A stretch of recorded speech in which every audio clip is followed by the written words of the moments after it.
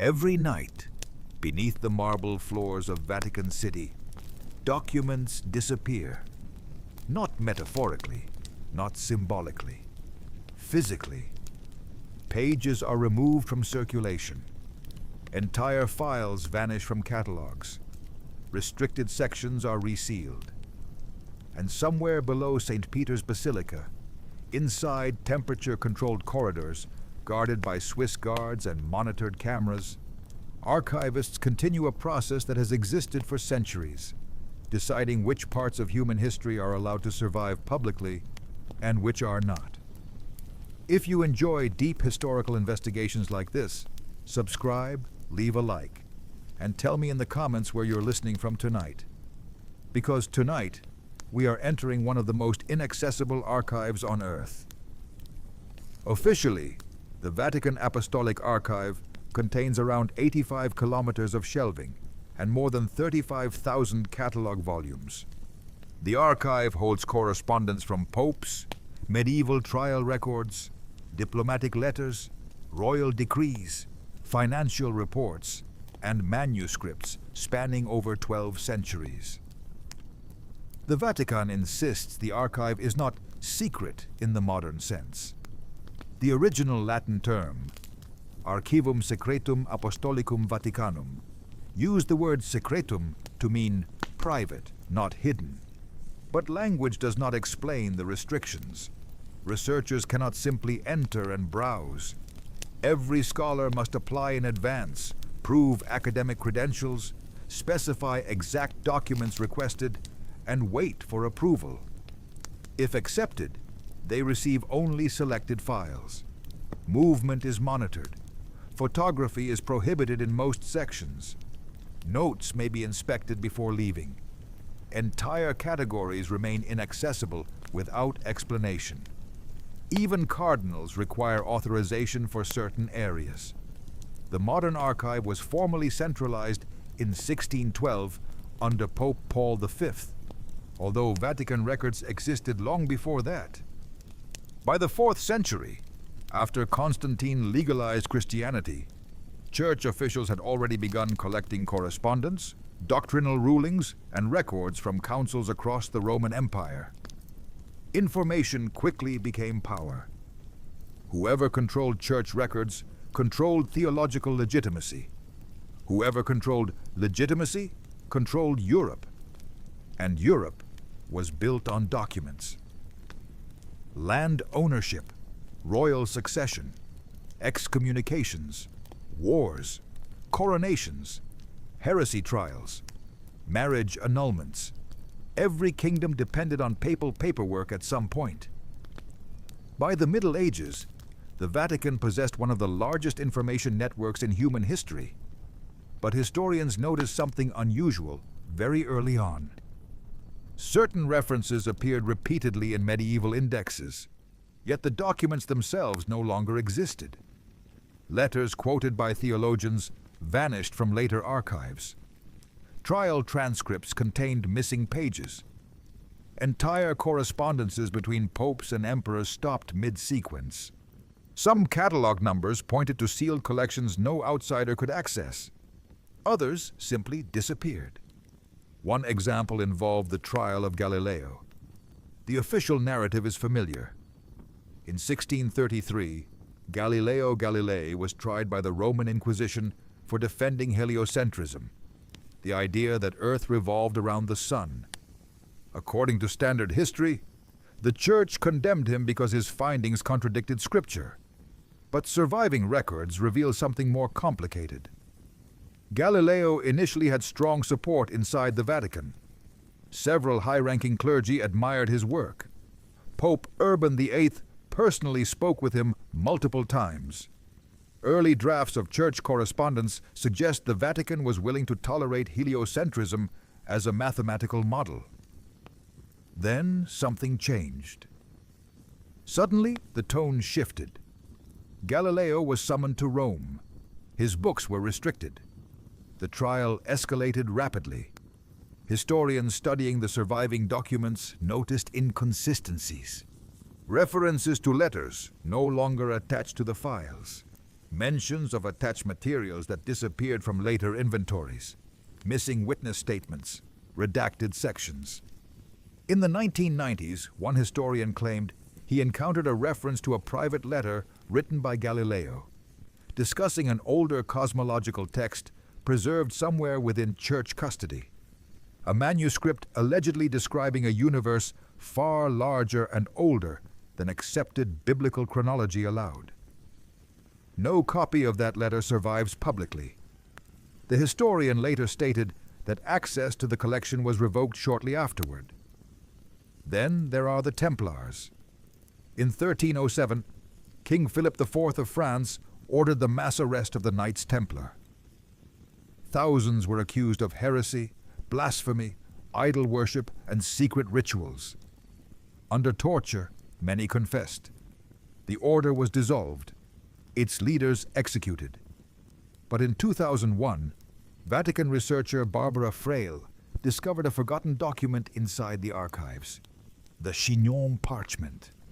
The parchment revealed that Pope Clement V had privately absolved major Templar leaders of heresy before publicly dissolving the order anyway. This changed everything. For centuries, history claimed the Church fully condemned the Templars. But the Chignon document showed the Vatican knew the accusations were politically manipulated, which raised an obvious question. If one major document remained hidden for nearly 700 years, how many others still remain sealed? Especially because the Templars controlled enormous archives of their own. During the Crusades, they excavated beneath Jerusalem's Temple Mount for years. Officially, they searched for structural foundations. Unofficially, rumors spread almost immediately that they discovered ancient texts or artifacts. Their sudden rise in wealth after those excavations was extraordinary. Within decades, the Templars became Europe's first international banking network. They financed monarchs, controlled fleets, owned fortresses across multiple kingdoms. Their financial system was centuries ahead of its time. Something transformed them, and when the order collapsed, many of their records vanished directly into papal custody. Not all historians believe this means hidden mystical knowledge exists inside the Vatican. Many argue the secrecy is bureaucratic rather than supernatural. Ancient institutions naturally restrict fragile materials. Political archives contain sensitive diplomatic information. Incomplete records are common throughout history. But even skeptical historians admit something unusual about the Vatican archives. The deeper researches go into early Christianity, suppressed gospels, medieval inquisitions, and esoteric movements. The more fragmented the historical record becomes, as if parts of history were intentionally filtered. And perhaps the strangest part is this. Several people who gained rare access to restricted Vatican collections later refused to discuss what they saw, including Cardinal Carlo Maria Martini, one of the most respected Catholic intellectuals of the 20th century. Shortly before his death, a journalist asked him directly whether the archives contained documents capable of changing humanity's understanding of Christianity. Martini paused, then answered carefully. There are things the Church preserves not because they are false, but because humanity may not yet be prepared to understand them. The Vatican archive is not a single room. It is a controlled underground system built over centuries beneath Vatican City, hidden behind reinforced doors, sealed corridors, and restricted elevators that most visitors inside the Apostolic Palace never even notice. Modern estimates place the archive at roughly 53 miles, or 85 kilometers, of shelving. If stretched in a straight line, the documents would extend farther than the distance between Rome and Naples. But the scale is not what makes historians uneasy. It is the structure. Researchers who worked inside the archive describe a layered access system.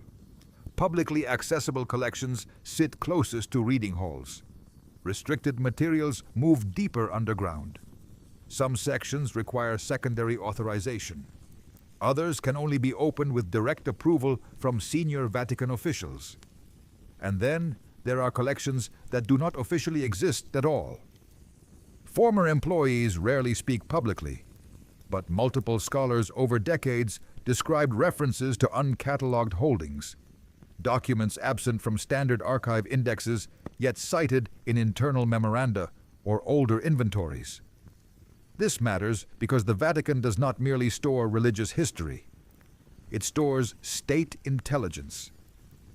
For over 1,000 years, bishops, missionaries, inquisitors, diplomats, and papal envoys sent reports back to Rome from nearly every major civilization on Earth.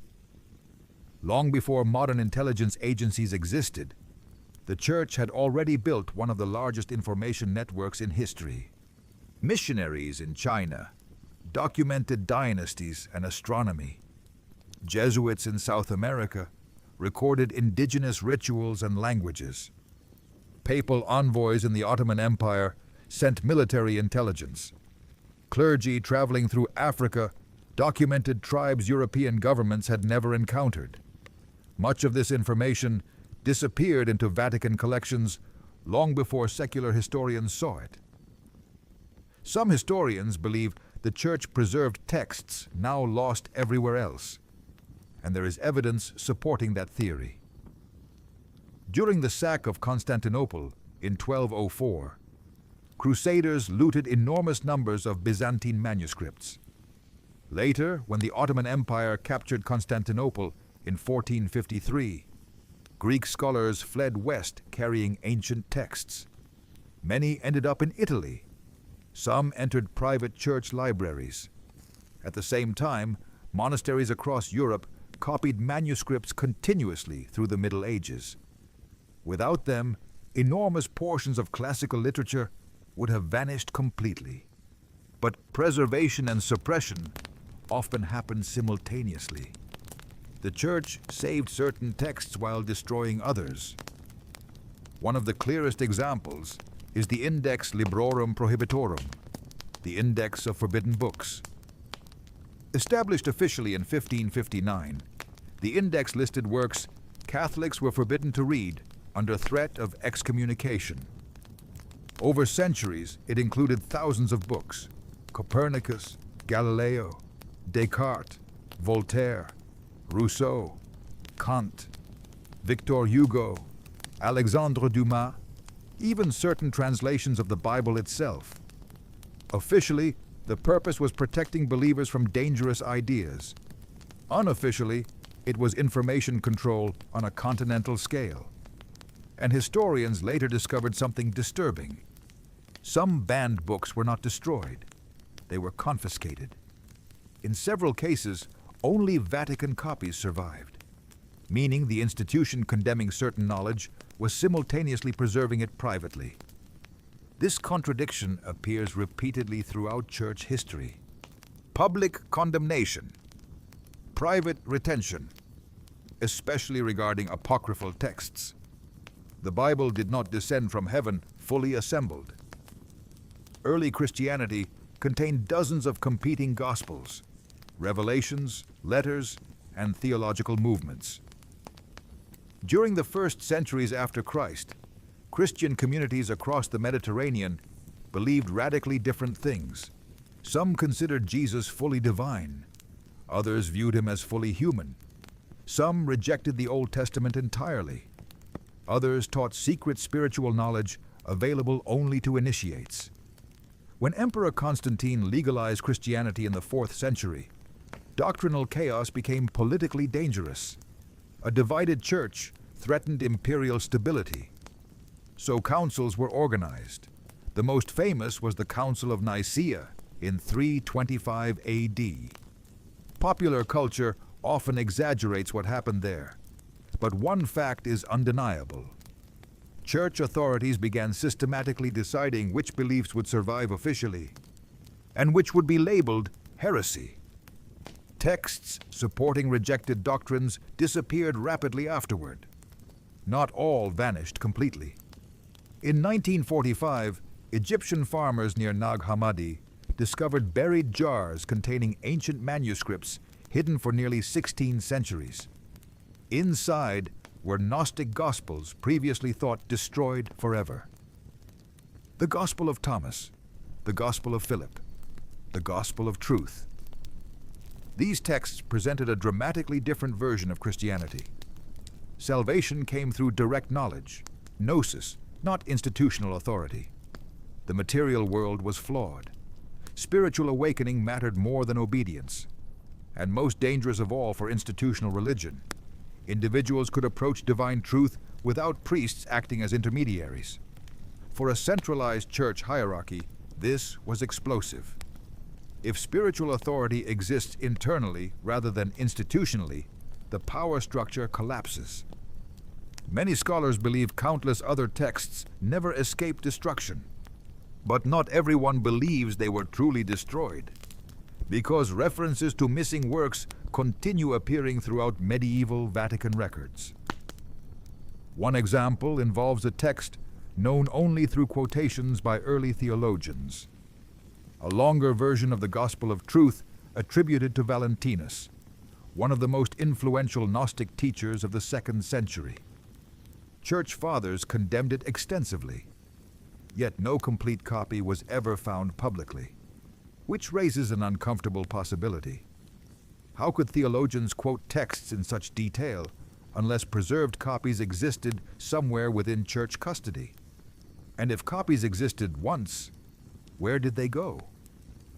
Some researchers suspect the Vatican retains collections of suppressed theological material inaccessible even to most scholars. Not because the texts prove Christianity false, but because they reveal how unstable early Christianity really was. Modern believers often imagine Christian doctrine as fixed from the beginning. Historically, it was anything but fixed.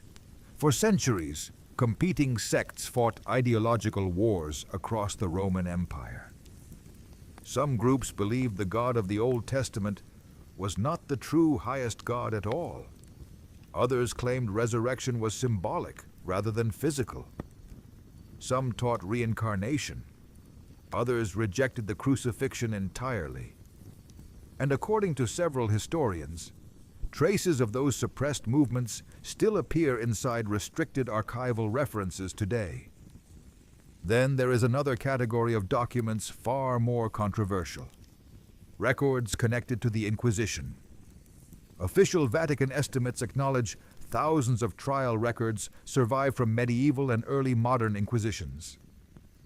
Heresy investigations generated enormous paperwork: interrogations, confessions, witness testimonies, sentencing reports. Some are publicly available. Others remain heavily restricted, especially cases involving mysticism, possession, unexplained phenomena, or doctrinal anomalies. This is where the archive becomes stranger, because beginning in the late Middle Ages, church investigators were not simply hunting heretics. They were collecting data, patterns, descriptions, languages, visions, accounts of phenomena they themselves often did not fully understand. And buried inside those records are repeated references to events the Church never satisfactorily explained publicly.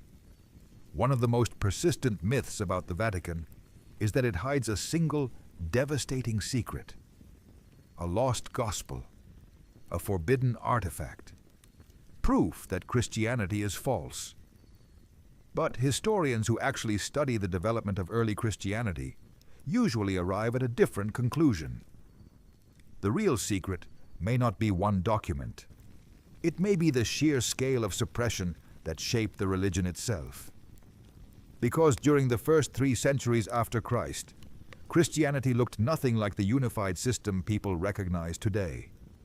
There was no Bible yet, no centralized doctrine, no universally accepted theology.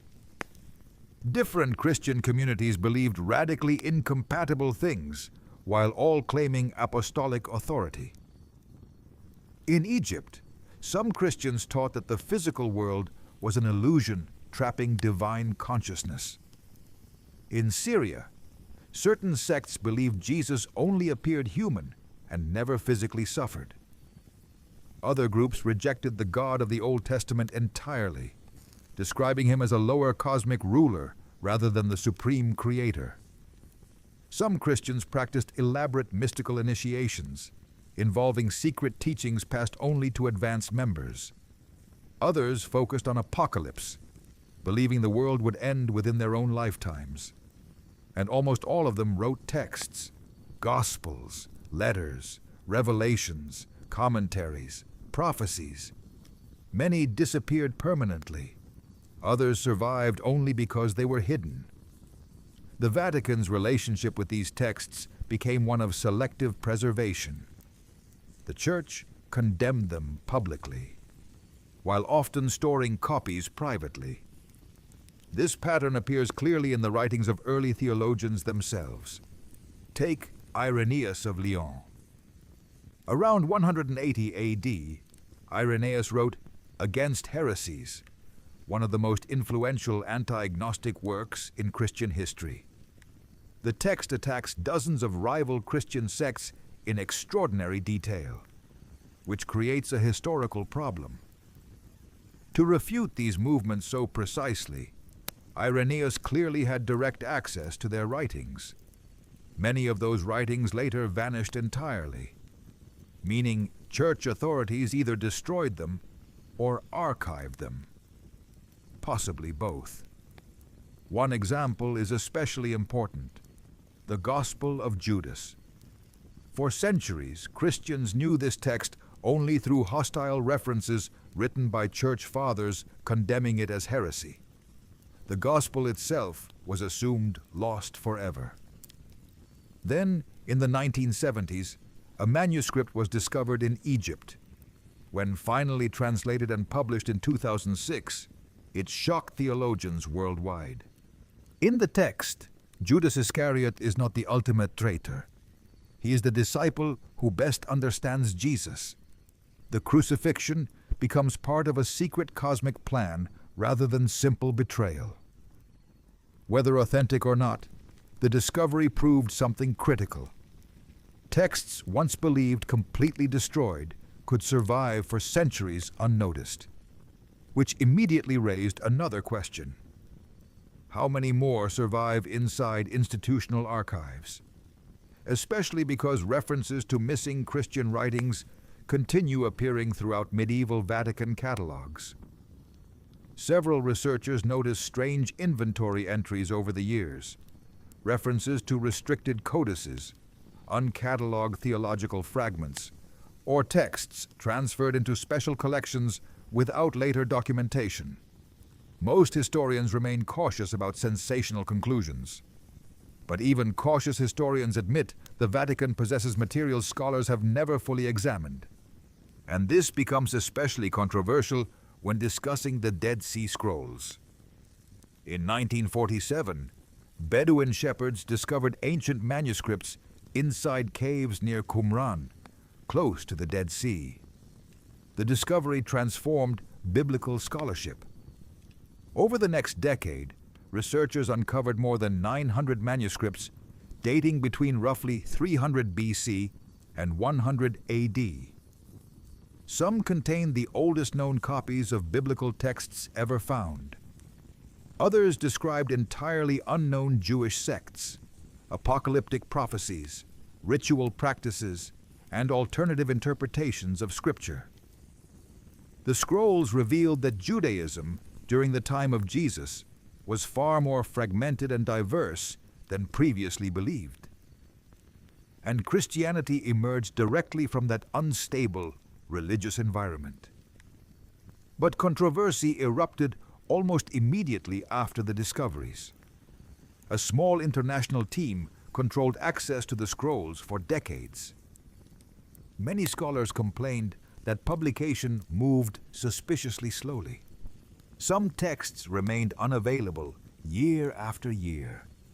Researchers accused academic gatekeeping, ideological filtering, and institutional suppression. Several members of the original editorial team had strong church connections. including ties to the Vatican and major Christian institutions. This fueled conspiracy theories that certain fragments threatened traditional theology. Most mainstream historians reject extreme claims, but even they acknowledge the publication delays damaged trust badly. And some scrolls genuinely raised uncomfortable questions. One of the strangest is the War Scroll.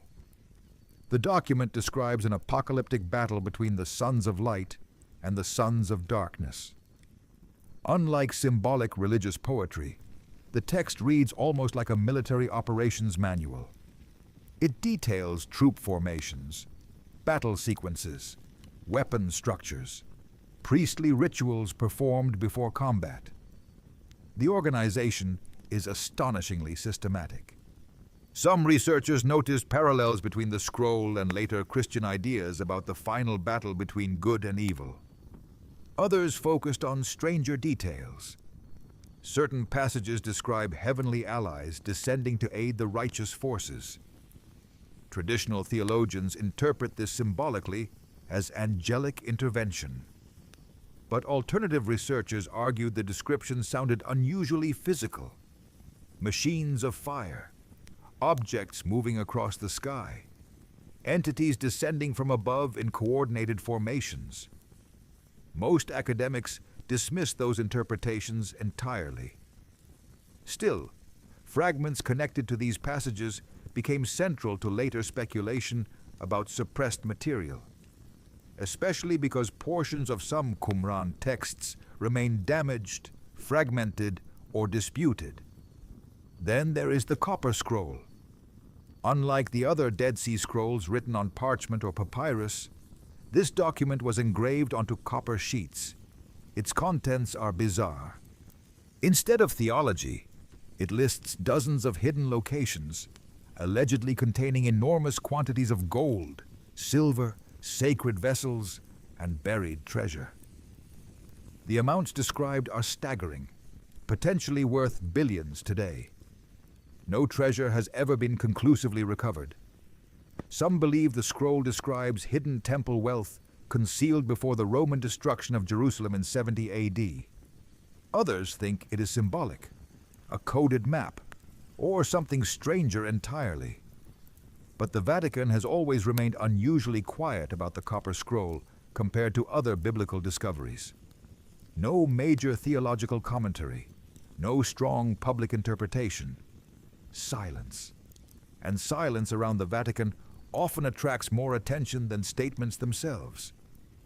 Then there is perhaps the most controversial category of all: texts connected to Enoch. The Book of Enoch survives today mainly through Ethiopian Christianity, where it remained canonical long after disappearing from most Western traditions. The text describes fallen angels descending to earth before the flood. These beings, called Watchers, teach humanity forbidden knowledge: astronomy, metalworking, weapons, cosmetics, sorcery, astrology. The result is corruption, violence, and divine punishment. For ancient Judaism, these stories were influential. Fragments of Enoch appeared among the Dead Sea Scrolls. Early Christian writers quoted it directly. Even the New Testament letter of Jude references Enoch explicitly. Then, gradually, the text vanished from most of Christianity. Official doctrine moved away from it. Why? Partly because Enoch raised dangerous theological questions. If supernatural beings directly shaped human civilization, where did human knowledge truly come from? And if advanced knowledge could originate from rebellious non-human intelligences, the boundary between divine revelation and forbidden contact became deeply unstable. Some later occult traditions interpreted the Watchers literally. Not symbolic angels, actual beings interacting physically with humanity. Mainstream scholars reject these interpretations completely.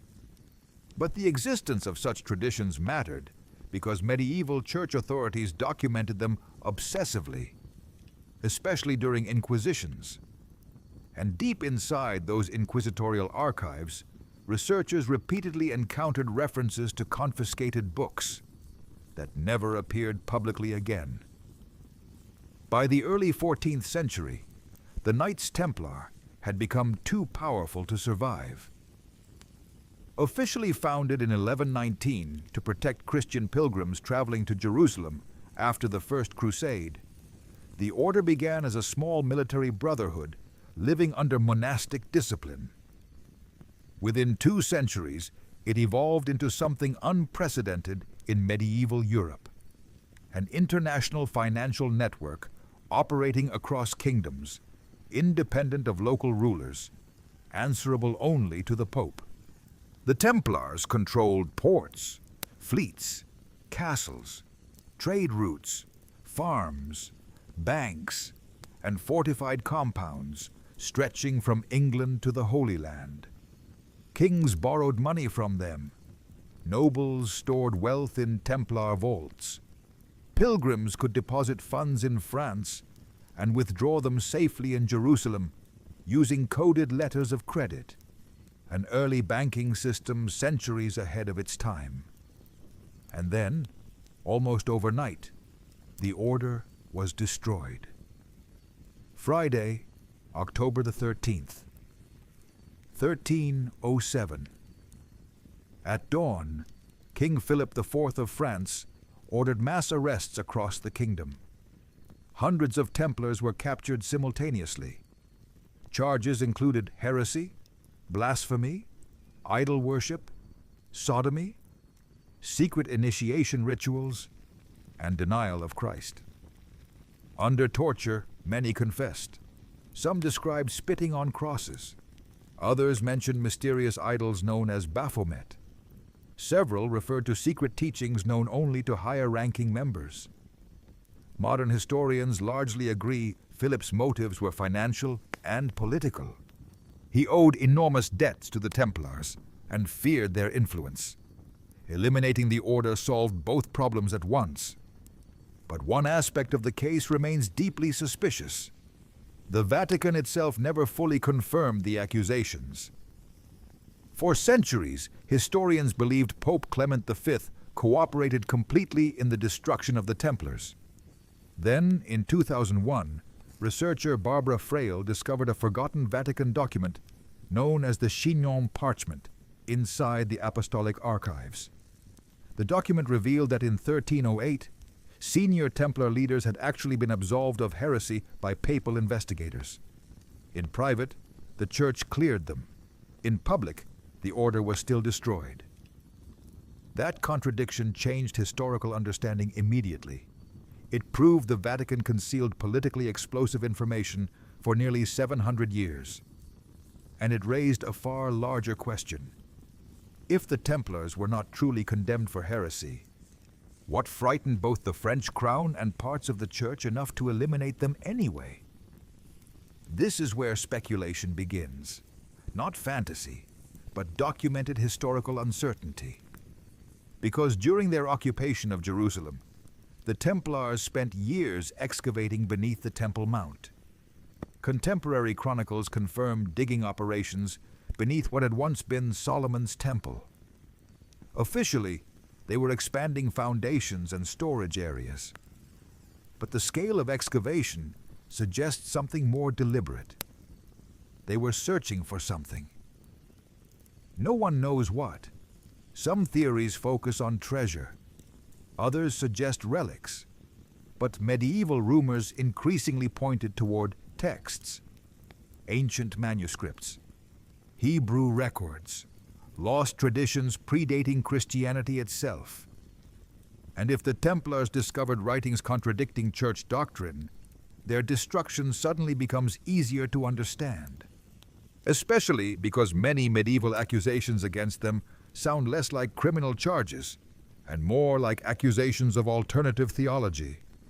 Several confessions referenced hidden knowledge. Others described symbolic reinterpretations of Christ. Some mentioned secret teachings reserved for initiates. Under torture, reliability becomes problematic. Historians are extremely cautious with these records. Still, patterns emerge.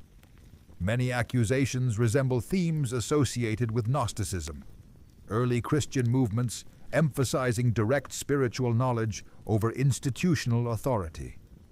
That similarity has fueled speculation for centuries. Because if the Templars encountered suppressed theological traditions in the Holy Land, they may have developed beliefs the Church considered dangerous. Not dangerous because they disproved Christianity. Dangerous because they bypassed the Church itself. This distinction matters. Institutional religion depends partly on mediation. Priests administer sacraments. Doctrine flows downward through hierarchy. Spiritual legitimacy is centralized, but movements emphasizing direct personal revelation threaten that structure immediately. And there are signs the Vatican became deeply interested in controlling precisely that kind of knowledge. After the Templars were dissolved, enormous quantities of their records vanished into church custody. Financial archives, correspondence, inventories, initiation materials, maps, relics. Most were never seen publicly again. Some historians argue the records were simply lost over time. Others disagree, because fragments keep resurfacing unexpectedly. In 2007, the Vatican officially published Processus contra Templarios, a massive collection of trial documents preserved inside the archives. Scholars finally gained access to materials hidden for centuries. But even then, important gaps remained. Entire referenced collections were absent. Inventories stopped abruptly. Some witness testimonies referred to attached documents no longer included, and certain sections remained restricted entirely. This recurring pattern, partial disclosure mixed with selective absence, appears constantly throughout Vatican archival history. Then there is the Baphomet question. Popular culture transformed Baphomet into a horned satanic figure, but medieval Templar records describe something far more ambiguous. Some accused Templars claimed they worshipped a severed head. Others described symbolic images. A few mentioned hidden idols connected to wisdom or revelation. No consensus exists because the testimonies contradict each other heavily. Yet one strange detail persists. Several interrogations describe the object not as a god, but as a source of knowledge. Historians debate whether this reflected misunderstood ritual symbolism, fabricated confessions, or coded theological language. But the Church treated the issue extremely seriously, and that seriousness intensified later during the Inquisition. Beginning in the 13th century, inquisitors across Europe started documenting groups accused of preserving forbidden teachings outside church control. Cathars, mystics, alchemists, Hermetic scholars, Jewish Kabbalists, apocalyptic sects. Many believed hidden wisdom existed beneath official religion. The Church responded by building one of the largest intelligence systems in medieval history.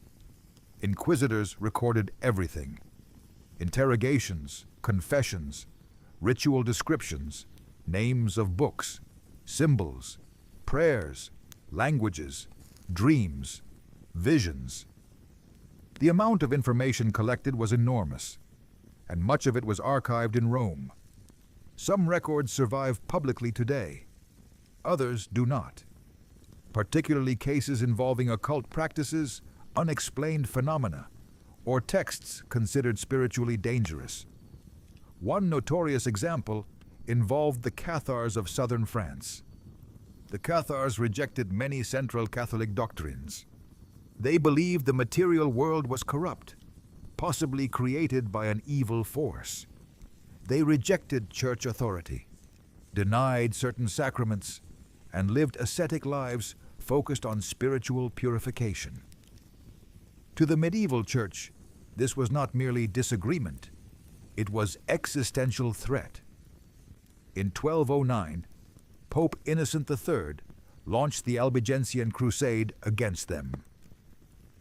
The campaign became one of the bloodiest internal wars in medieval Europe. Entire cities were massacred. At Béziers, when soldiers reportedly asked how to distinguish heretics from faithful Catholics, the papal representative allegedly answered, "Kill them all. God will know his own." Historians debate whether the quote is authentic, but the massacre was real, and after the Cathars disappeared, many of their texts vanished too, except for fragments preserved by the very institution that destroyed them. Again, the same pattern emerges: condemnation publicly, preservation privately. And somewhere beneath Vatican City today, many historians suspect those suppressed voices still remain sealed inside boxes no outsider is allowed to open freely. The Vatican officially recognizes demonic possession as real. That fact alone surprises many people. Modern Catholicism often presents itself as cautious, intellectual, and compatible with science. Yet inside church law, exorcism remains an active and fully sanctioned ritual. The Vatican trains priests specifically for it. Bishops authorize investigations. Detailed protocols exist for distinguishing mental illness from what the Church calls authentic possession. And behind those protocols lies something enormous: documentation. For centuries, exorcists across Europe recorded cases obsessively. Symptoms, voices, languages, physical reactions, statements made during rituals, names spoken by alleged entities. Everything was written down. Much of it disappeared into Vatican archives. This system expanded dramatically after the creation of the Roman Inquisition in 1542. Officially, the Inquisition existed to combat heresy and protect doctrinal purity. But inquisitors quickly became investigators of the unexplained. Reports arrived from monasteries, villages, noble courts, and mission territories describing phenomena the Church struggled to categorize: convulsions, collective hysteria, prophecies, levitation claims, unknown languages, sudden violence during prayer, voices speaking through children. Some cases were almost certainly psychological disorders interpreted through medieval religion. Others remained difficult even for skeptical historians to explain fully. One of the most famous occurred in Loudun, France, in 1634. A convent of Ursuline nuns began displaying bizarre behavior. Witnesses described screaming fits, violent spasms, obscenities shouted during prayer, and apparent trances. Several nuns accused a local priest, Urbain Grandier, of using witchcraft to possess them. Grandier was arrested, tortured, and eventually burned alive. Officially, the possessions ended afterward. But surviving records contain details that continue to disturb researchers. Witnesses claimed some nuns suddenly spoke fragments of Latin and Greek they had never studied. Others identified private information about clergy members they supposedly could not have known. During certain episodes, multiple people reportedly struggled to restrain a single nun physically. Skeptics explained the case through mass psychogenic illness, religious pressure, sexual repression, and political manipulation. Most historians agree those factors played major roles. Yet the Vatican preserved the records carefully. Why preserve thousands of pages documenting events later dismissed publicly as superstition? Because internally, the Church never dismissed the possibility entirely. This tension between public caution and private concern appears repeatedly, especially in the 20th century. In 1999, the Vatican updated the official rite of exorcism for the first time in centuries. The revised guidelines instructed priests to consult medical professionals before assuming possession. Mental illness had to be ruled out carefully. But the ritual itself remained. The Church modernized its language without abandoning belief. And certain Vatican officials openly stated why. Father Gabriele Amorth, perhaps the most famous exorcist of the modern era, performed tens of thousands of exorcisms during his career in Rome. Whether one believes his conclusions or not, his influence inside Catholic demonology was enormous.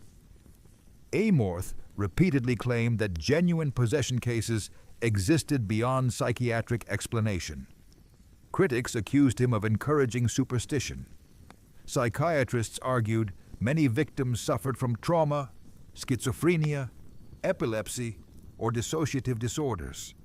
Amorth accepted that many cases were psychological, but not all. And what disturbed him most was not individual possession itself. It was pattern recognition. Late in life, Amorth claimed different possession cases across different countries began producing similar themes independently. Alleged entities speaking through possessed individuals referenced identical symbols, phrases, and warnings, despite victims never meeting one another.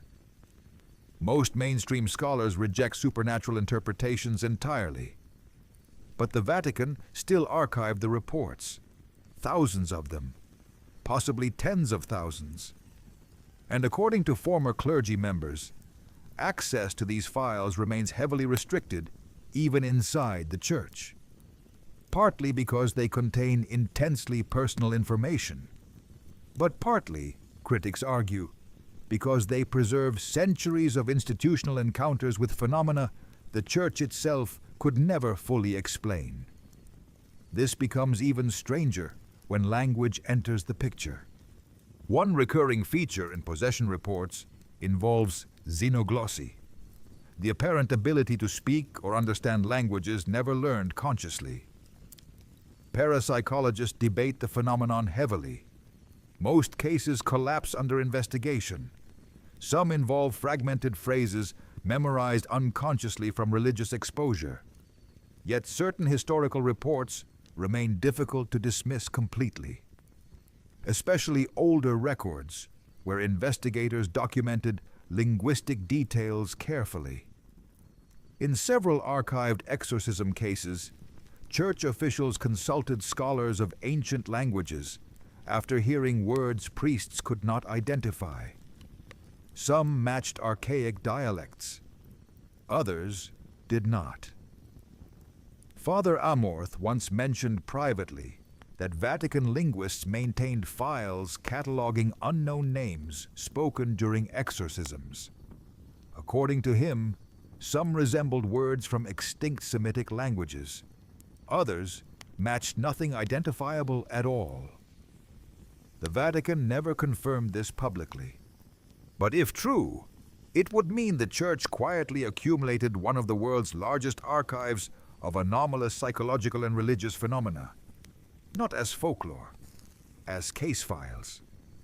Then there is another deeply controversial category: mystical visions. Throughout Church history, individuals claimed revelations from angels, saints, Christ, or the Virgin Mary. Most were dismissed quickly. A few became officially recognized miracles, but many investigations produced uncomfortable complications. Take Fatima, Portugal, 1917. 3 shepherd children claimed the Virgin Mary appeared repeatedly, delivering prophetic messages. Thousands later reported witnessing the so-called miracle of the sun, where the sun allegedly moved erratically in the sky before a crowd. Skeptics explain the event through optical effects, mass suggestion, or atmospheric phenomena. Believers see divine intervention. But the real controversy centers on the third secret of Fatima. The children reportedly received 3 prophetic revelations. The first 2 became public relatively quickly. Visions of hell and warnings about future war and Russia. The third remained sealed. For decades, speculation exploded worldwide. Popes read the text privately, but refused publication. The Vatican finally released an official version in 2000 describing a symbolic vision of persecution and violence against the Church. Many Catholics accepted the explanation. Others did not. Several church insiders hinted the published version was incomplete. Cardinal Joseph Ratzinger, later Pope Benedict XVI, acknowledged that commentary accompanying the secret remained withheld. Sister Lucia, the surviving Fatima visionary, reportedly suggested privately that parts of the message involved internal corruption inside the Church itself. Her complete writings remain inaccessible. Again, historians debate endlessly. Maybe there is no conspiracy. Maybe the secrecy protects spiritual interpretation rather than hidden facts. But this pattern never stops repeating. Restricted texts, partial disclosures, controlled releases. And every time researchers approach the edges of these collections, they encounter the same answer. Certain materials are considered too sensitive for public examination. The question is why? Because if the Church truly believes humanity benefits from truth, why spend centuries deciding which truths remain buried underground? One of the least discussed realities about the Vatican is this: it functions simultaneously as a religious institution, a sovereign state, an intelligence network, and one of the largest private archival systems in human history. Those roles often conflict, especially during war. Because once historians began gaining limited access to 20th century Vatican documents, they discovered something uncomfortable. The Church frequently prioritized institutional survival above moral clarity. Nowhere is this more controversial than during World War II. For decades, Pope Pius XII stood at the center of historical debate. Critics accused him of silence during the Holocaust. Defenders argued he worked secretly behind the scenes to save lives while avoiding retaliation against Catholics and Jews under Nazi control. The argument remained unresolved, partly because crucial archives stayed sealed. Then, in 2020, Pope Francis opened large sections of the Pius XII archives to researchers. What scholars found immediately intensified controversy. Internal Vatican correspondence confirmed that detailed reports about mass executions, deportations, and extermination camps reached Rome throughout the war. Bishops, diplomats, priests, and papal envoys described atrocities in extraordinary detail. The Vatican knew. The question was never ignorance. The real question became why public condemnation remained so limited. Defenders of Pius XII argue open confrontation with Hitler could have worsened conditions dramatically. Catholic institutions sheltering Jews might have been destroyed. Diplomatic neutrality allowed covert rescue operations to continue. Critics counter that moral authority means little if it remains silent during genocide.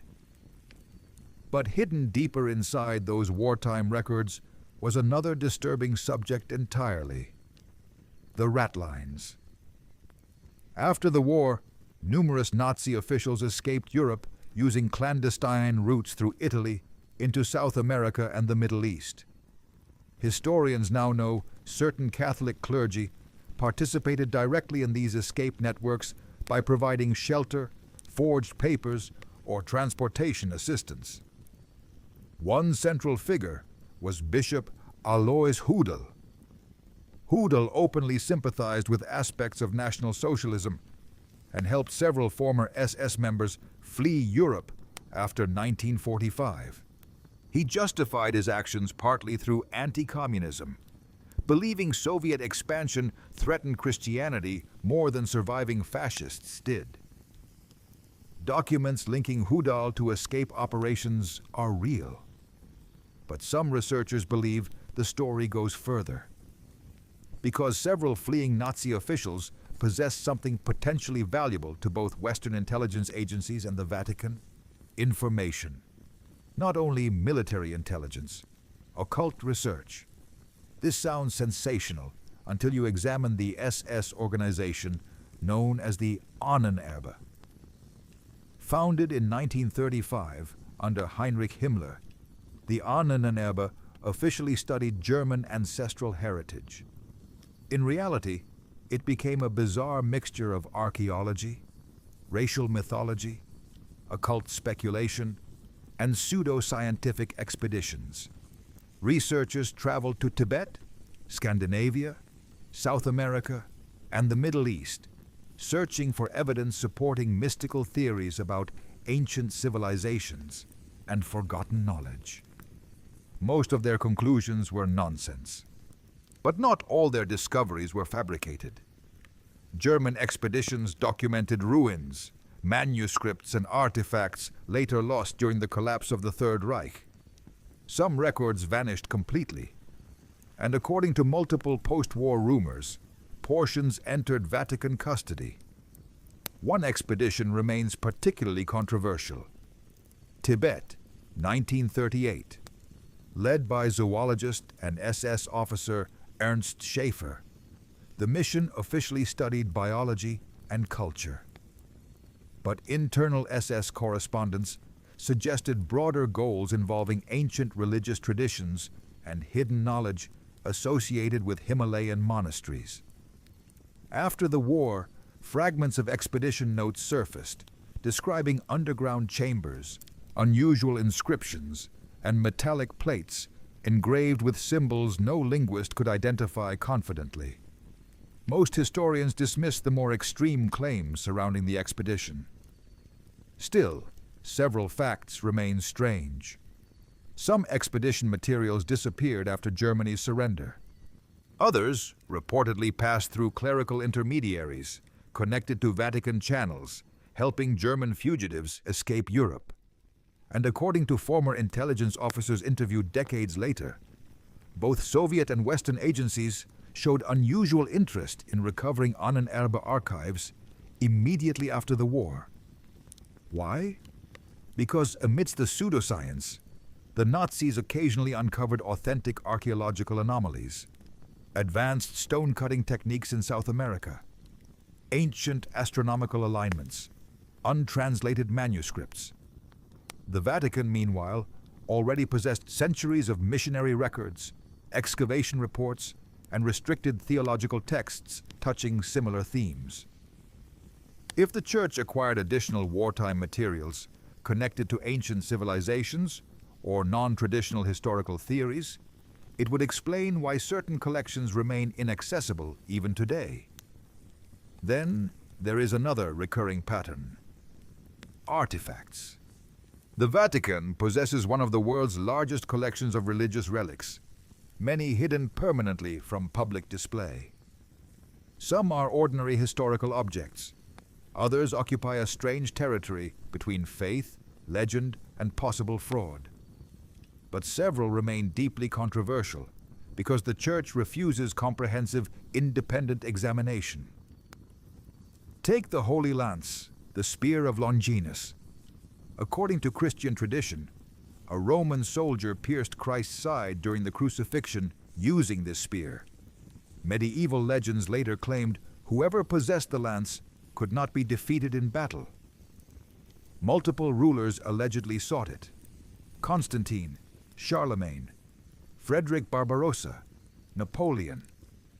Even Adolf Hitler reportedly developed an obsession with a version housed in Vienna after Austria's annexation in 1938. Several competing Holy Lances exist today across Europe. One resides inside St. Peter's Basilica itself. The Vatican identifies it as an authentic relic. Yet modern scientific analysis remains extremely limited. Why? If the relic is symbolic, analysis should strengthen transparency. If it is fraudulent, disclosure would end speculation. Instead, ambiguity continues.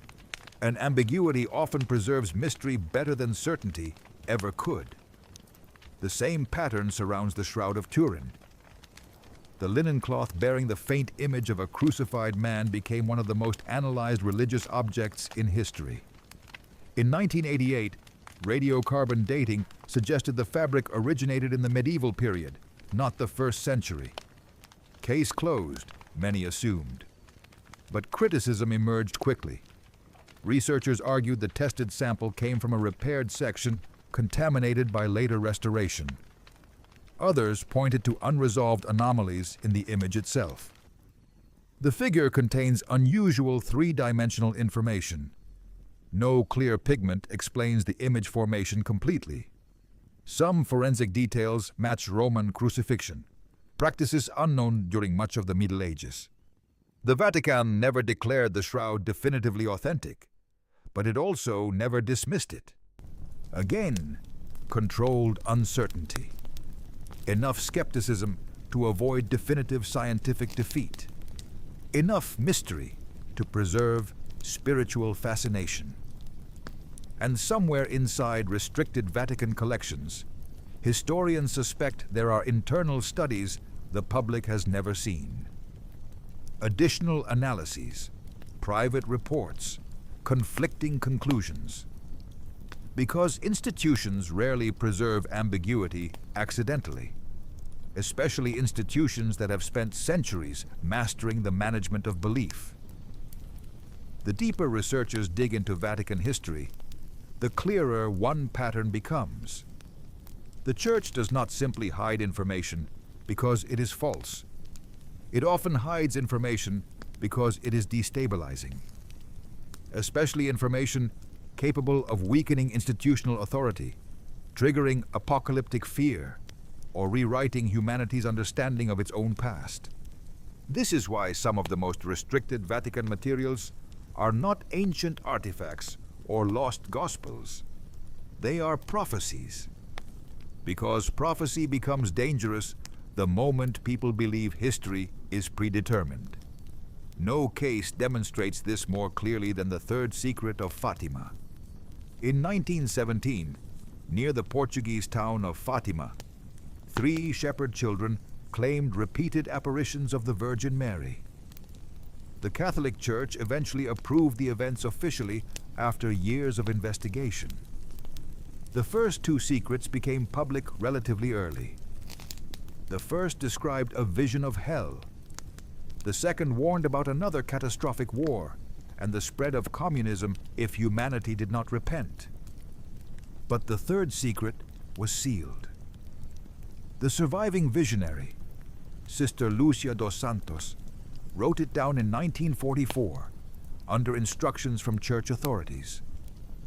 The envelope was reportedly marked to be opened no earlier than 1960. That date mattered. According to Lucia, the message would become clearer by then. But when 1960 arrived, Pope John XXIII read the document privately and refused publication. No explanation. The text returned to Vatican archives. Speculation exploded globally. Some believed the secret predicted nuclear war. Others thought it described the collapse of the Catholic Church itself. Rumors spread that it involved Satan infiltrating the Vatican hierarchy. Still others believed it concerned the end of civilization. For 40 years, the Vatican remained mostly silent. Then, in 2000, the Church finally released what it claimed was the complete third secret. The text described a symbolic vision. A bishop dressed in white, walking through ruins and corpses before being killed alongside clergy and believers. The Vatican interpreted this as a prophetic representation of 20th century persecution, and especially the 1981 assassination attempt against Pope John Paul II. Officially, the mystery was solved, but many researchers remained unconvinced, partly because several church insiders hinted the released text was incomplete. Cardinal Joseph Ratzinger, later Pope Benedict XVI, acknowledged accompanying commentary existed but remained unpublished. Archbishop Loris Capovilla, secretary to Pope John XXIII, implied multiple documents connected to the secret had circulated internally. Most controversially, some scholars noted that the released vision contained no actual spoken words from Mary herself. despite earlier descriptions suggesting explanatory dialogue accompanied the prophecy. Something appeared missing. The Vatican denied withholding anything essential. Yet the pattern felt familiar. Partial disclosure, controlled interpretation, restricted access. Again. And Fatima is not unique. For centuries, the Vatican collected, investigated, and archived reports of visions, miracles, prophecies, apparitions, and supernatural claims from across the world. Most were dismissed quietly. Some became official doctrine. Others vanished into sealed collections. One particularly strange example involves the prophecy of the popes. The document first appeared publicly in 1595 and was attributed to Saint Malachy, a 12th century Irish bishop. It contains short Latin phrases allegedly describing every pope from Celestine II onward. Supporters argue many descriptions fit surprisingly well. One pope associated with a flower, another with eclipses, another connected symbolically to olive branches. Skeptics counter that the prophecy was probably forged during the 16th century, since descriptions before that period appear unusually accurate while later ones become vague. But attention intensified because the final entry describes a pope called Peter the Roman. According to the prophecy, during his reign, the Church will face catastrophic tribulations before the destruction of the City of Seven Hills, Rome itself. Then comes final judgment. The Vatican never officially endorsed the prophecy, but it never condemned interest in it either. Again, controlled ambiguity. Enough distance to avoid doctrinal responsibility. Enough silence to preserve intrigue.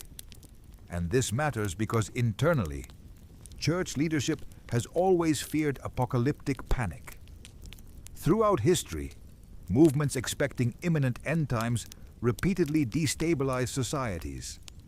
Failed prophecies triggered riots, cults, mass suicides, rebellions, and schisms. The Vatican learned long ago that prophecy can become socially explosive, especially when connected to current events, which may explain why another category of restricted documents remains almost entirely inaccessible.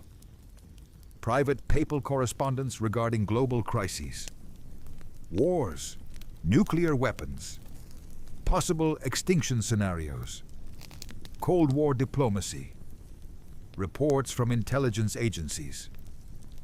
Beginning in the 20th century, the Vatican increasingly operated like a geopolitical observer state. Papal diplomats maintained relationships with governments worldwide.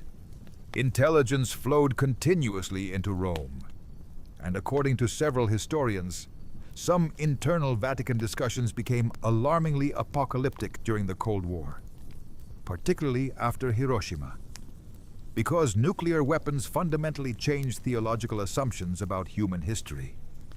For the first time, humanity possessed the ability to destroy civilization globally without divine intervention. Several theologians privately debated whether nuclear annihilation resembled biblical apocalypse in practical terms. Some feared prophecy and technology were converging. Others worried modern warfare could trigger religious extremism on unprecedented scales. Most of those discussions remain buried in restricted archives. Then there is another disturbing pattern researchers noticed repeatedly in 20th century Vatican documents. Fear of internal collapse. Not external enemies. Internal corruption.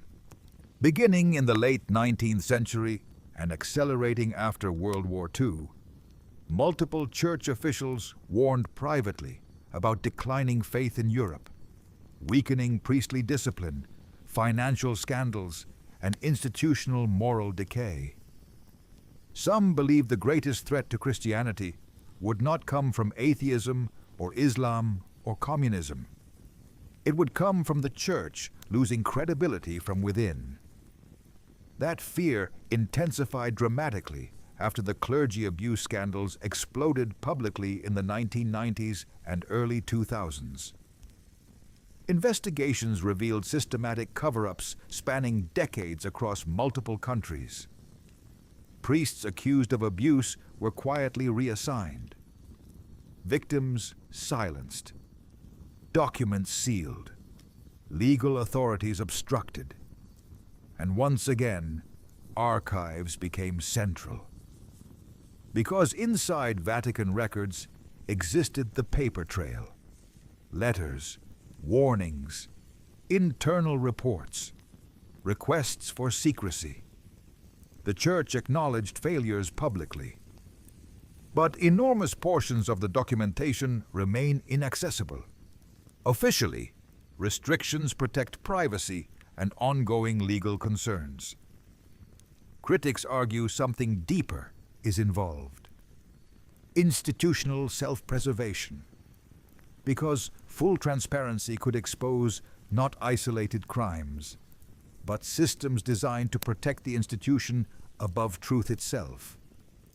And this is where the Vatican archives become psychologically unsettling, even for secular historians.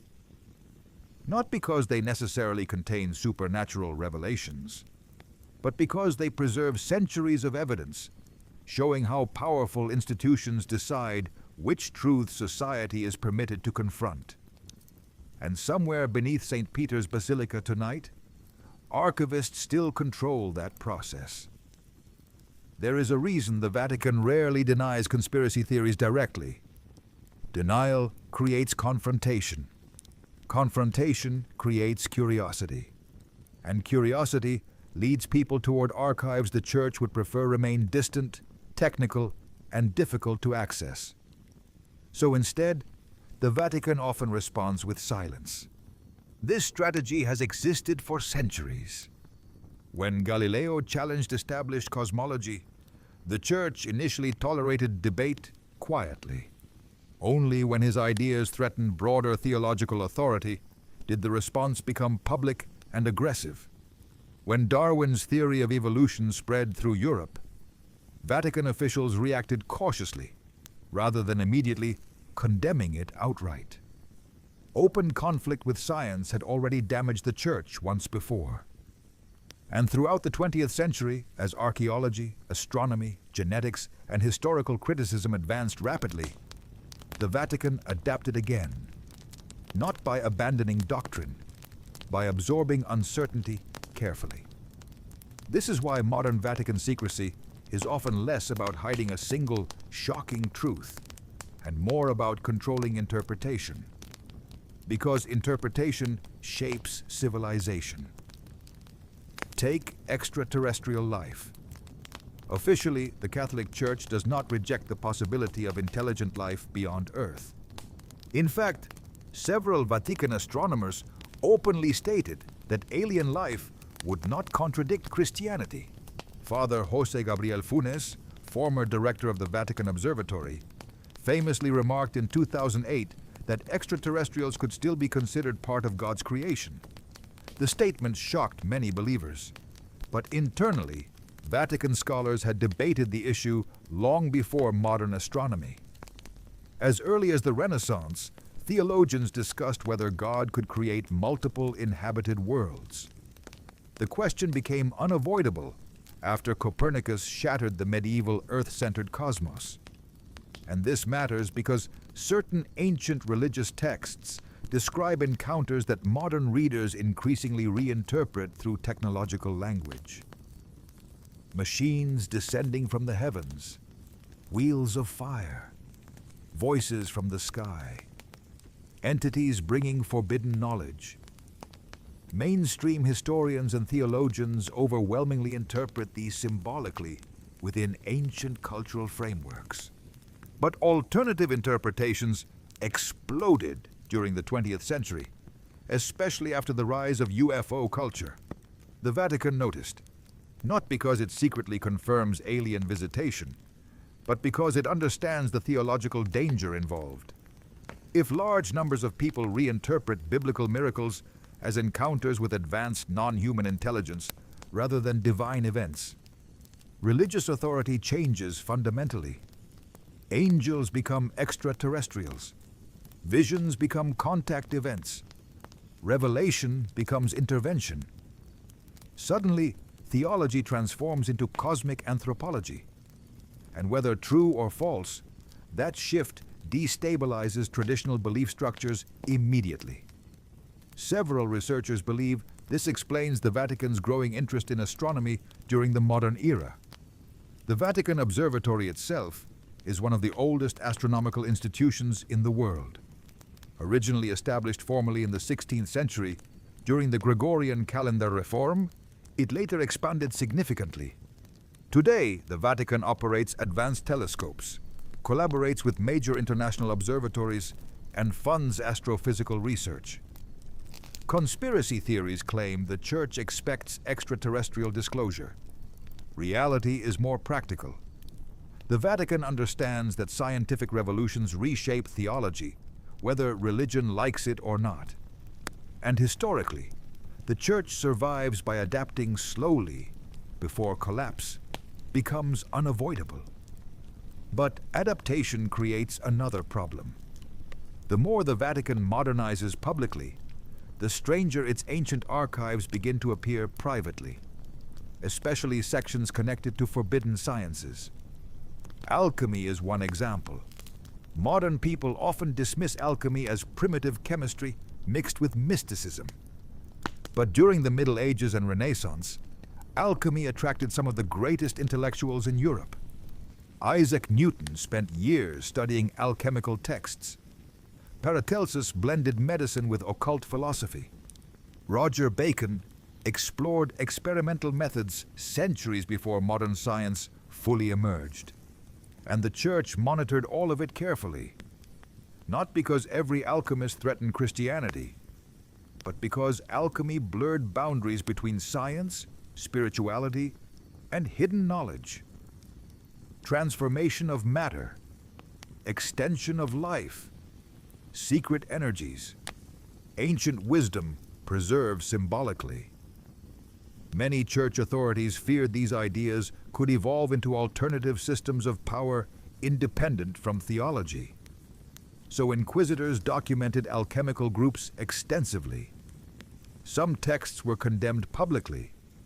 Others quietly entered restricted collections. Again, the same pattern repeats. Suppression publicly, preservation privately. One particularly controversial figure was Giordano Bruno. In 1600, Bruno was burned alive in Rome after years of imprisonment by the Inquisition. Popular culture portrays him as a martyr for science opposing religious ignorance. The reality is more complicated. Bruno supported the Copernican model, yes, but the Church did not execute him primarily for astronomy. What terrified authorities were his broader cosmological beliefs. Bruno argued the universe was infinite. Stars were distant suns. Other worlds likely contained life. Divine reality existed everywhere, not solely through institutional mediation. He also embraced Hermeticism, mystical philosophy, and esoteric theology, drawn partly from ancient texts rediscovered during the Renaissance. To church authorities, Bruno represented something deeply dangerous, a thinker combining science, mysticism, cosmology, and spiritual independence into a unified worldview outside ecclesiastical control. His execution sent a message. There were limits to intellectual exploration, especially when exploration dissolved the Church's monopoly on meaning itself. And Bruno's case remains historically unsettling because parts of his trial records are still incomplete. Surviving transcripts contain gaps, missing references, absent testimonies. Scholars debate whether documents were lost naturally over time or deliberately removed. No definitive evidence proves suppression, but uncertainty persists. Always uncertainty. Then there is the issue of forbidden technologies. Throughout history, civilizations occasionally displayed knowledge appearing unexpectedly advanced for their era. Roman concrete surviving 2,000 years underwater. Greek fire with partially lost chemical formulas. Megalithic stonework in Peru fitted so precisely, modern engineers still debate the techniques involved. Ancient astronomical alignments requiring sophisticated observation. Most historians explain these through forgotten engineering methods, accumulated craftsmanship, and human ingenuity. No mystery required.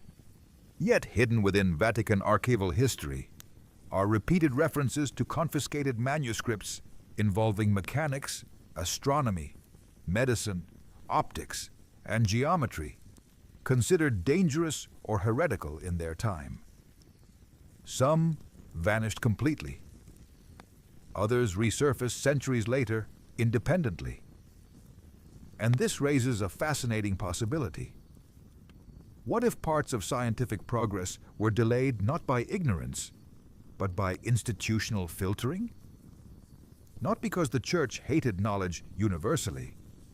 The Church preserved enormous amounts of knowledge, but because certain discoveries arrived before existing power structures could safely absorb them. Printing threatened centralized control of Scripture. Astronomy threatened humanity's place in creation. Evolution threatened literal readings of Genesis. Psychology threatened concepts of possession and sin. Every major intellectual revolution forced the Vatican into the same dilemma: resist change and risk irrelevance, or adapt gradually while controlling the narrative carefully enough to survive. So perhaps the deepest secret hidden inside the Vatican archives is not supernatural at all.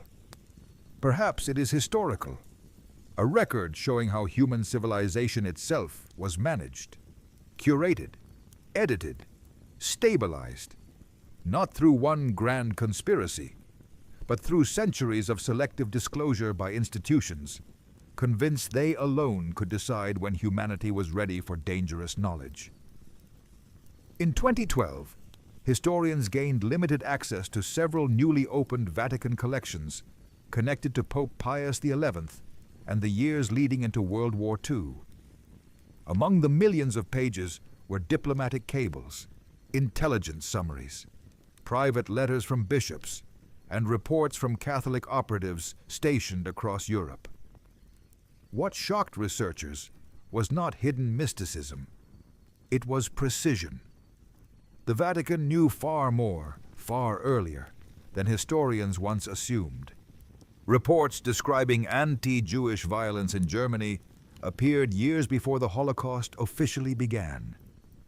Internal communications warned about concentration camps, political extremism, and systematic repression, while much of the world still underestimated Hitler.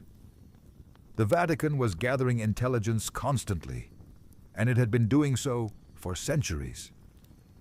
This is one of the least understood aspects of the Church. People imagine the Vatican mainly as a religious institution. Historically, it also functioned as an information empire.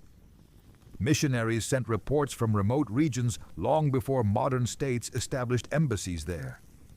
Priests heard confessions from kings, generals, bankers, revolutionaries, and diplomats. Papal nuncios operated like permanent intelligence officers embedded across Europe. Knowledge flowed toward Rome continuously. Wars, economic crises, scientific discoveries, political conspiracies, religious movements.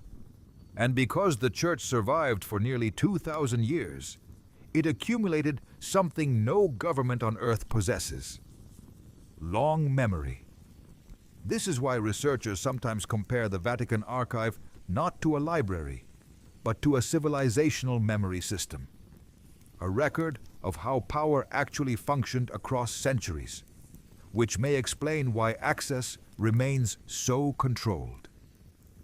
Not because every file contains supernatural secrets, but because unrestricted access could expose how deeply religion, politics, intelligence, and historical manipulation always overlapped. Several modern historians who worked inside the archives described an unsettling feeling after prolonged research there. Not fear, scale. The realization that no individual historian can fully understand collections that vast. Millions of letters, thousands of sealed collections, documents crossing centuries and continents. And somewhere inside that system are undoubtedly materials nobody has examined carefully for generations, perhaps longer. Because archives do not simply preserve truth, they preserve forgotten truth. And forgotten truth becomes dangerous in a different way. Not because it destroys reality, because it changes narratives powerful institutions built their authority upon.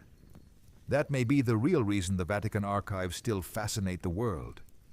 Not the fantasy of one final hidden document, but the possibility that beneath Rome exists the largest controlled memory system in human history, one still deciding what humanity is allowed to remember. Today, the Vatican Apostolic Archive is no longer completely closed. Thousands of researchers have entered it legally. Historians publish papers using Vatican material every year. The Church itself points to this openness as proof that the secret archive myth is exaggerated. And partly that is true. Most documents are administrative, political correspondence, financial records, diplomatic negotiations, trial transcripts, nothing supernatural, nothing world-ending. But that is exactly what makes the remaining restrictions more interesting. Because after centuries of criticism, the Vatican could easily eliminate suspicion completely. It could digitize everything, open all collections, allow unrestricted academic access. Yet it never does. Every pope expands access carefully, while preserving sealed sections at the same time. Always gradual, always controlled, and historians understand why. Because archives are power, not symbolic power, real power. Control over interpretation, control over memory, control over history itself. Who knew what? When they knew it? What was hidden? What was destroyed? What survived? The Vatican learned this lesson earlier than almost any institution on earth. Empires collapsed, kingdoms vanished, ideologies disappeared. The Church survived partly because it documented everything, and because it understood something fundamental. People do not fear ignorance as much as uncertainty.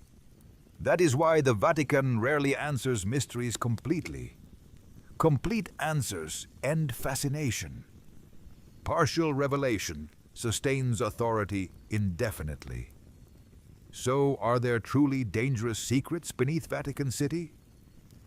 Probably not in the way conspiracy theories imagine. No confirmed evidence proves alien bodies, supernatural machines, or apocalyptic artifacts hidden under St. Peter's Basilica. But there are almost certainly documents capable of changing historical understanding.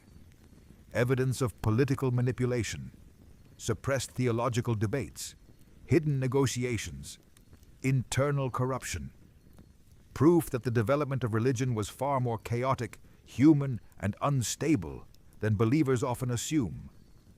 And perhaps that is unsettling enough already, because once you study the archives closely, one realization becomes unavoidable. Human history was never simply discovered. It was selected, preserved by some people, destroyed by others, filtered continuously through institutions, deciding what future generations would know. The Vatican was one of the greatest filters ever created, not because it invented secrecy, because it perfected it.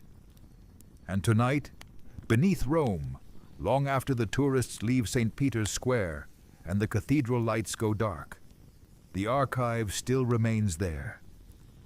Miles of shelves, locked rooms, unopened boxes, letters nobody has read for centuries. And somewhere in that silence, history is still waiting for permission to speak.